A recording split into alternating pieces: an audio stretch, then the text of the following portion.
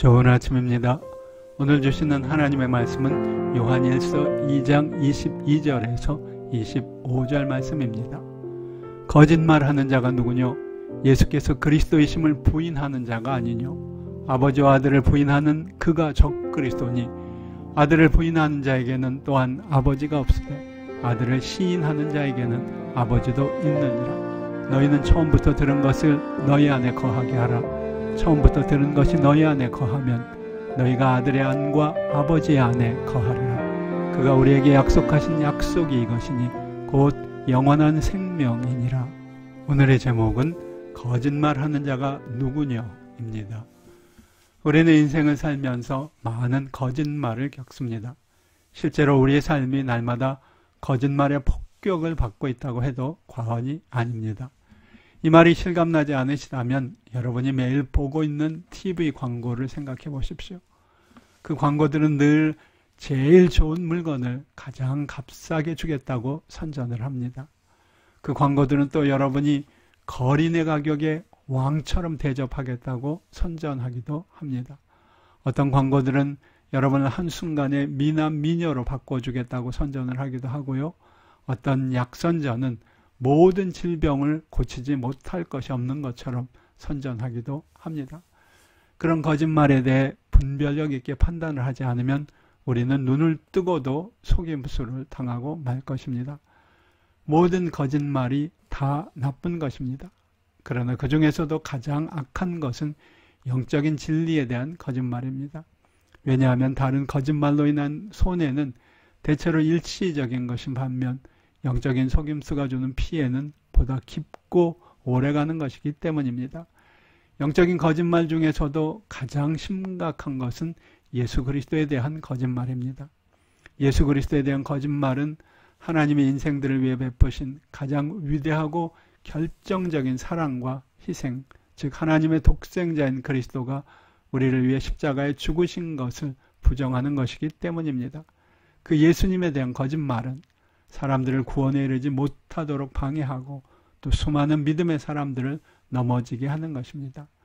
사도 요한은 바울이나 베드로처럼 스스로 절대적으로 확신하는 진리만을 증언한다고 고백합니다. 그는 요한일서의 서신의 첫머리에 태초부터 있는 생명의 말씀에 관하여는 우리가 들은 바요 눈으로 본 바요 주목하고 우리 손으로 만진 바라. 이 생명이 나타내신 바 된지라. 이 영원한 생명을 우리가 보았고 증거하여 너에게 전하노니 라고 말합니다. 복음을 전한 사도들은 오직 참된 진리만을 전하기 위해 공교히 만들어낸 이야기를 철저히 피하고 스스로가 직접 보고 듣고 손으로 만진 것들만을 전했습니다. 그런 사도들의 태도는 이후의 기독교 역사를 통해서도 계속 지켜져 온 전통입니다.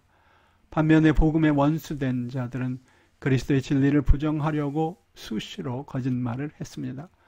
하나님의 아들 그리스도가 이 땅에 오셨을 때 그들은 예수님을 귀신의 왕인 바알세불이라고 거짓으로 비난했습니다.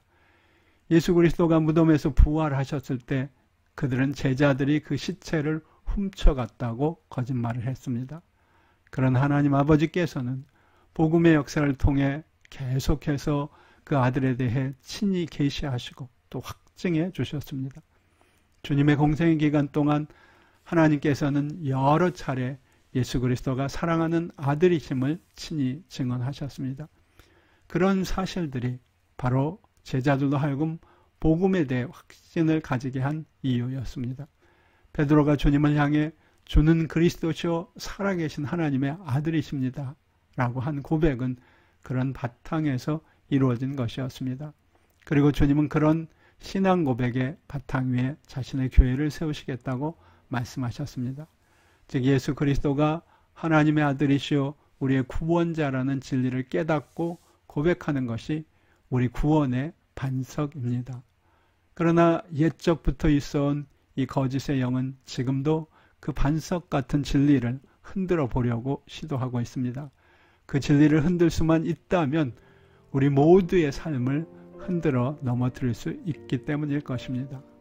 여러분의 믿음의 기초는 얼마나 견고하십니까?